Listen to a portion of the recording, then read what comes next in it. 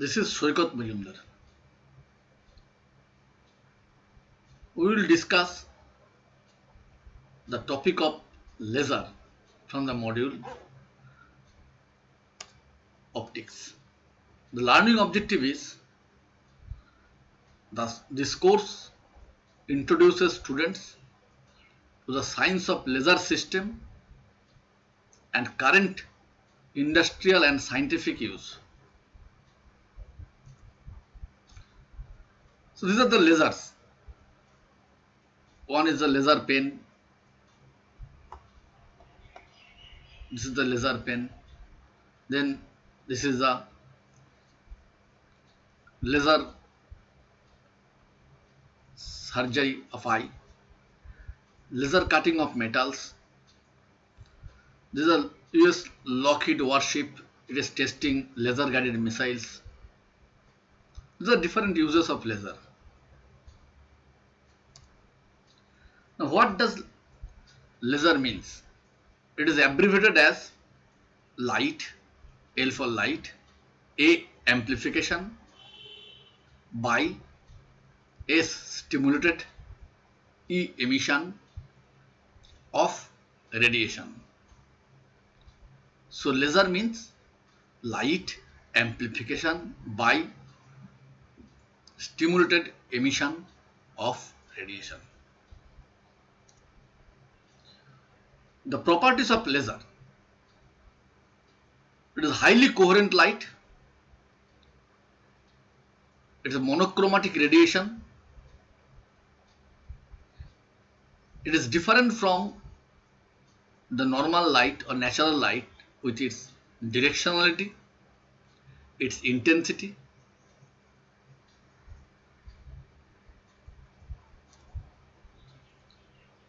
Principles and working of laser. Generally, laser works in the form of process that is consist of 4 important processes, and they are: number 1 absorption, spontaneous emission, pumping and population inversion, and number 4 is stimulated emission.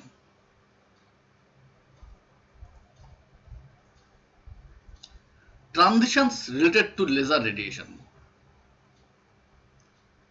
3 kinds of transition involving electromagnetic radiation are possible between 2 energy levels E1 and E2 in an atom. If the atom is initially in the lower state, it can be raised to higher energy state E2 by absorbing a photon of energy h nu. The difference of energy E2 minus E1 is equal to h nu. So this atom will move up from E1 to E2. This process is called induced absorption.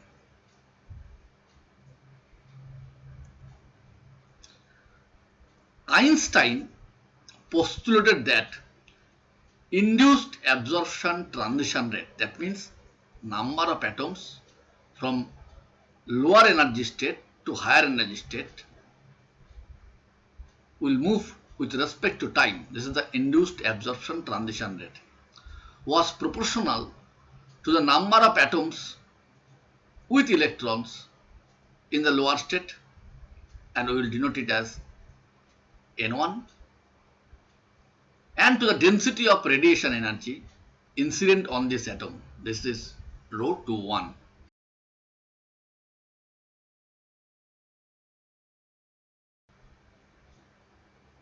Einstein postulated that the induced absorption transition rate, that means the number of atoms will move from lower energy state to higher energy state with respect to time, is proportional to the number of atoms with electrons in the lower state, that means N1, and to the density of radiation energy incident on this atom. This will denote as rho to 1. Mathematically, the induced absorption transition rate can be expressed as dN12 dt, I for induced absorption, is equal to B12 rho 21 N1. Now already we have stated N1 is the number of atoms with electrons in the N1 state. N is equal to 1 state.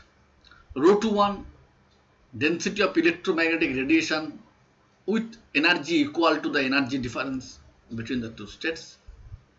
B12 Einstein coefficient for induced absorption.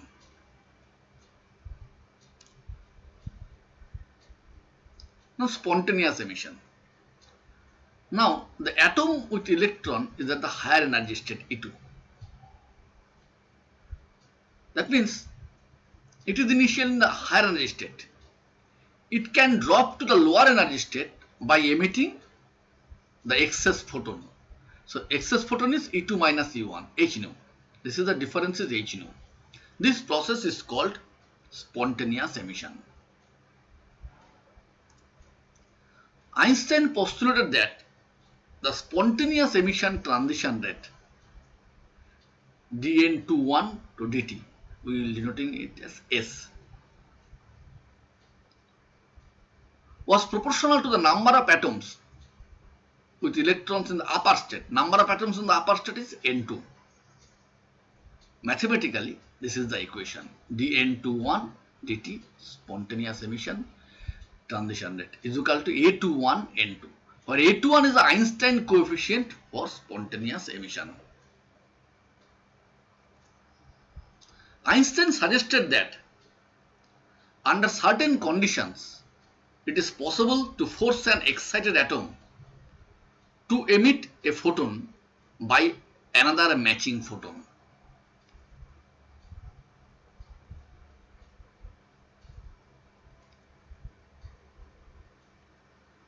According to Einstein, an atom in an excited energy state, this is in the excited energy state, may, under the influence of photon, this is the photon, matching photon, its frequency also h nu. Under the influence of the electromagnetic field, the photon energy nu incident upon it jump to lower energy state. With the influence of this photon, the atom at the higher energy state will jump to the lower energy state, emitting an additional photon, this is the additional photon of same frequency nu. Thus, now two photons instead of one move on. The excited atom emits light waves in step with coming wave and increases its intensity. This is known as stimulated emission of radiation. The radiated light waves are exactly in phase with the incident ones. So the result is an enhanced beam of coherent light.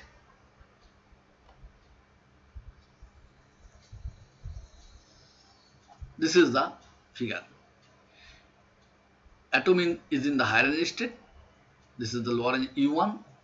Now, with the influence of the another matching photon, this higher energy atom will come down to the lower energy state, emitting exactly another photon of frequency nu. Stimulated emission transition rate is also directly proportional to the number of atoms in the higher energy state. Suppose this is N2, and also depending upon the density of radiation rho 21. So we can represent dN21 dt stimulated emission, this is the transition rate, is equal to B21 rho 21 N2. B21 representing the Einstein coefficient for stimulated emission.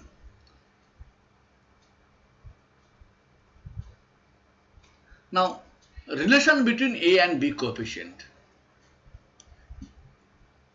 Derivation of this one is not necessary, but relation is required. Now we have the equations. dN1 to dt induced absorption. This is the equation V1 to rho 21 N1. D21 spontaneous, D21 dN21 dt spontaneous emission A21 N2, and D21 dt stimulator emission is B21 rho 21 N2. The sum of all these equations will produce the total rate of change of population density in energy state E2 or E1 due to radiative process. When thermal equilibrium is reached, the induced absorption transition rate is equal to spontaneous emission transition rate plus stimulator emission transition rate.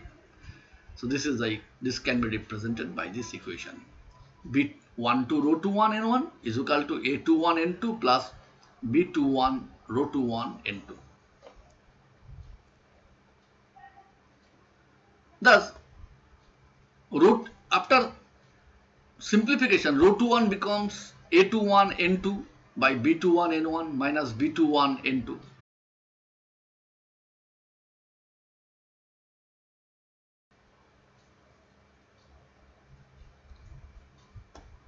From the previous equation, after simplification, rho 21 becomes A21 N2 by B12 N1 minus B21 N2.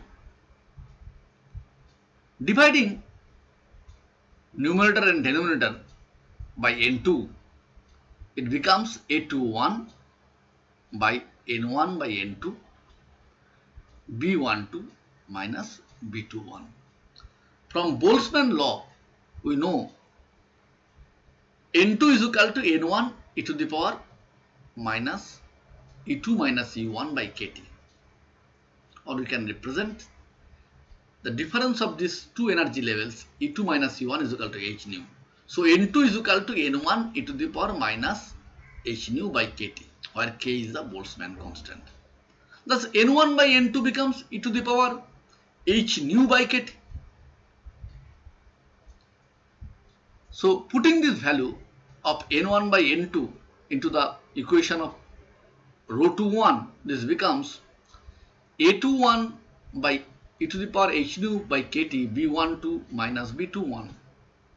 So dividing both sides by B12, numerator and denominator both, A21 by B12 is equal by e to the power h nu by KT minus B21 by B12.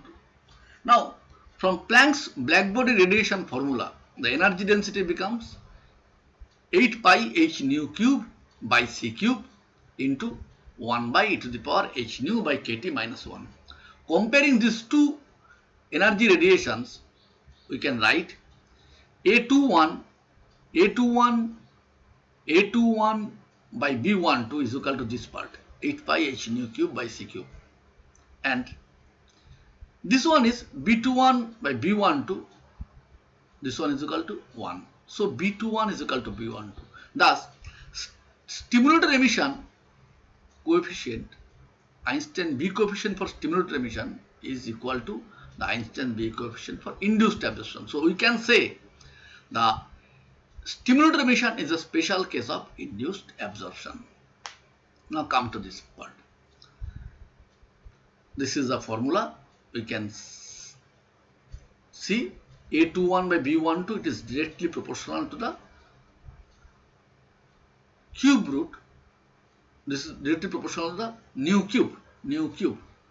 B21 by B12 is equal to it is inversely proportional. B21 by A12 is inversely proportional to the frequency cube, nu cube. This is the frequency, its cube. So B21 by A21 is inversely proportional to the frequency of resonant radiation. Therefore, higher the frequency, smaller the value of B21. That is, it is comparatively difficult to obtain the stimulated emission of higher frequencies. Always remember, it is comparatively difficult to obtain stimulated emission of higher frequencies. Pumping and population inversion.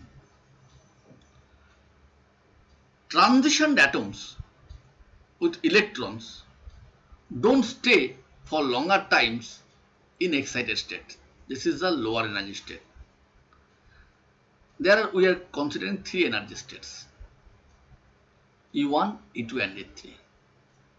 There are electrons for some substances or systems where they remain in the excited state for longer period. Such systems are called active systems or active media.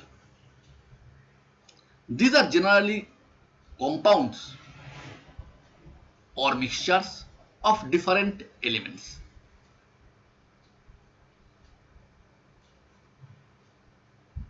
Now, generally electrons exist in lower state called ground state E1, and the atoms is N1. This is N1. This is the ground state. Now, when a photon of energy h nu is incident on the system, due to the process of absorption, when electromagnetic energy equal to the difference of E3 minus E1 are incident on atom, electrons jump from state E1 to the excited state E3. E1 to E3. This is the difference of energy. This is the photon. Atomic lifetime of an atom in excited state is very less. It is almost equal to 10 to the power minus 8 second. Usually, most of the atoms with electrons loses its energy due to spontaneous emission. This atom will spontaneously come to the energy level E2 and it will lose its energy. Returns from E2 state to E1 state, and the number of electrons in E1 state is N1. So from E3 to E2, the loss of energy is very less. The less emitted energy by atoms with electrons is called thermal energy, which is absorbed by the medium itself. The transition from E3 to E1 is called non-radiative or invisible transition.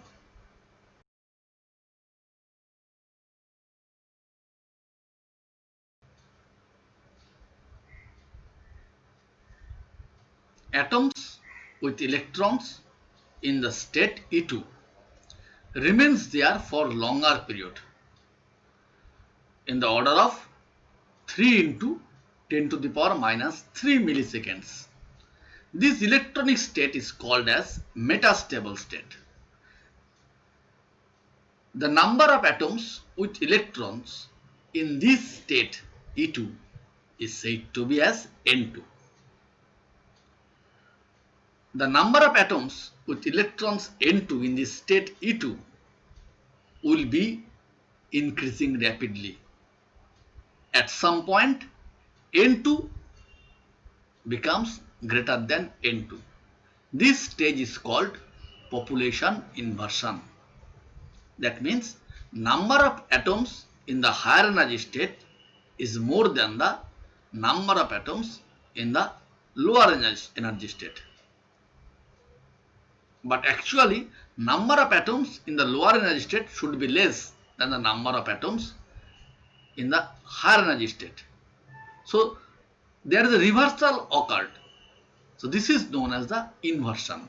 So, number of atoms at the higher energy state becomes more than the number of atoms in the lower energy state. This is known as the population inversion.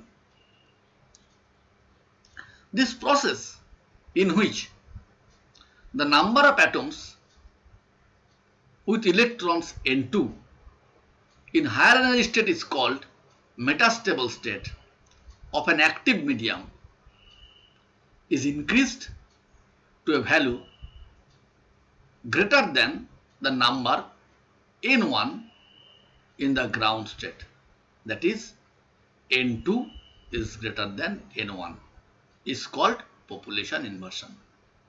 How could we achieve population inversion? This is we are taking the case of ruby rod. This is the active medium and there are two mirrors. One is 100% reflecting, another one is partially reflecting. A xenon flash tube is used to excite the atoms.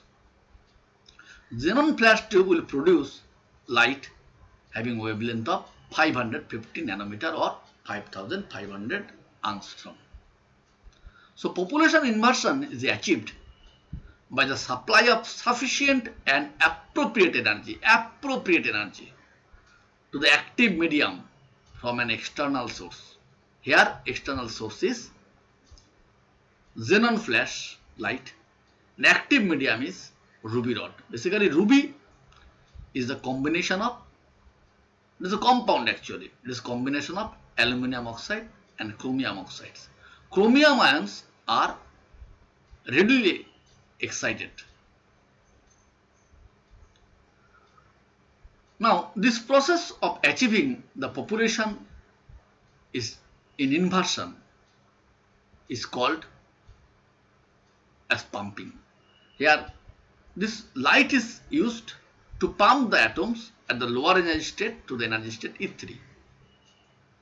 Now from E3 to E1 and E2 there will be spontaneous emission.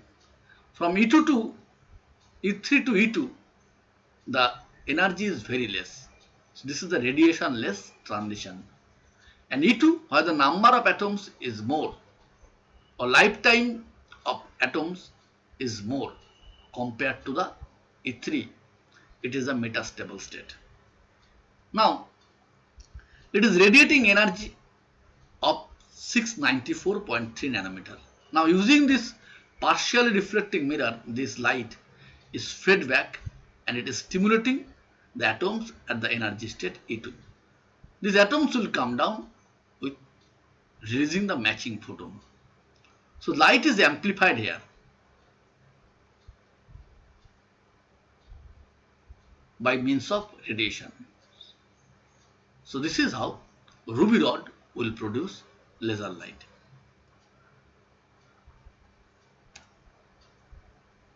Optical resonator and its role. Pair of parallel mirrors, these two are parallel mirrors at two ends of the active medium. This is the active medium to allow particular wavelengths and to suppress unintended wavelengths. Optical resonator selects some photon states and suppress other states, provides high directionality. This is the basic nature of laser light. It directs the photon back and forth from this direction to this direction, this to this. This is the partially fully reflecting mirror. So this one will reflect entire radiation. Here some light will come out and some light will reflect back. It directs the photon back and forth through the active medium and enhance the photon number by stimulated emission to get intense beam of laser light.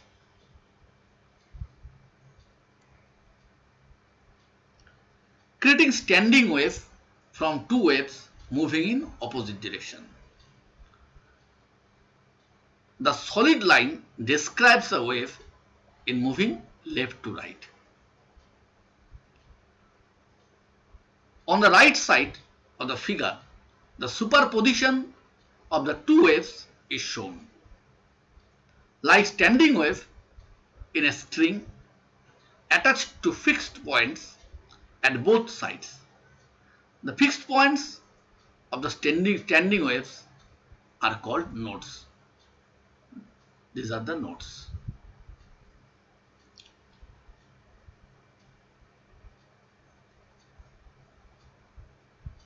The distance between adjacent nodes is half to the wavelengths of each of the interfering waves.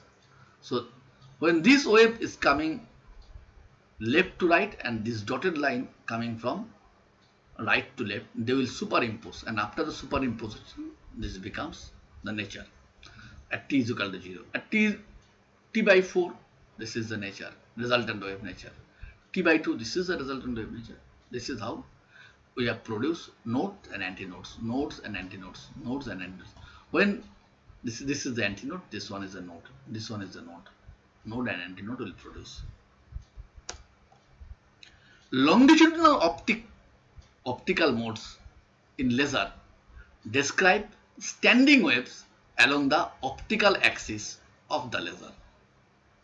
Standing waves are created when two waves with same frequency and amplitude are interfering while moving in opposite directions. Laser cavity is made of mirrors, as we have already seen. Laser cavity is made of mirrors at the end of the active medium. These mirrors reflect the electromagnetic radiation back to the cavity again and again to create the standing waves. The mirrors are nodes of the standing waves. The frequency of the basic longitudinal laser mode is nu1 is equal to C by 2 NL. N is the refractive index of the active medium. L is the length of the optically active medium. The frequency of M longitudinal laser mode is nu m is equal to m C by 2 NL. C represents the velocity of light. Thus, the frequency of the M longitudinal laser mode is equal to m times the frequency of the basic longitudinal laser mode. This is nu1. So nu m is equal to m nu1.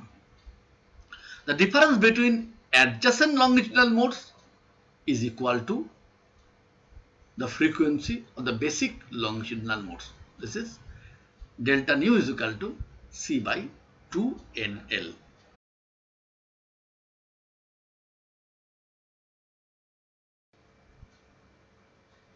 Transverse electromagnetic modes. The dark areas marked places where laser radiation hit. When the laser output power is of the order of several watts, the distribution of energy in the beam cross section can be measured by short illumination of a stick of wood with the laser. Transverse electromagnetic modes describe the shape of energy distribution in the beam cross section. Already we have told the dark areas mark places where laser radiation hit. Each transverse mode TEM is marked with two indices TEM MN. TEM M0 M0N. M and N are integer numbers, assuming the beam advance in Z direction. This is X, this one is Y, so this direction is Z. Assuming the beam is moving along Z direction. M is the number of points of zero illumination between illuminated regions along x-axis, and N is the number of points of zero illumination along y-axis. There are one transverse mode which does not fit this classification, and It has a special name according to its shape due to its importance. It is called bagel, BAGEL. It is composed of TM01 and TM10 oscillations together.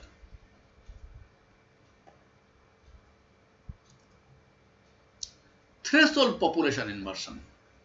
The threshold population inversion is required for the oscillation of the laser. Due to population inversion, in one round trip, the beam gets amplified by an exponential factor e to the power 2 gamma d. Due to this exponential factor, the oscillating nature we can observe, where gamma represents pi square c square by omega square tsp n naught square n2 minus n1 gw. So these terms have meanings. So d represents the length of the cavity. gw is the line shape function. G omega is the line shape function. TSP is the spontaneous emission lifetime. N0 represents the refractive index of the active medium. N2 and N1 are the number of atoms in E2 and E1 states respectively. Omega represents the frequency. So, from the threshold population inversion, we can find the oscillatory nature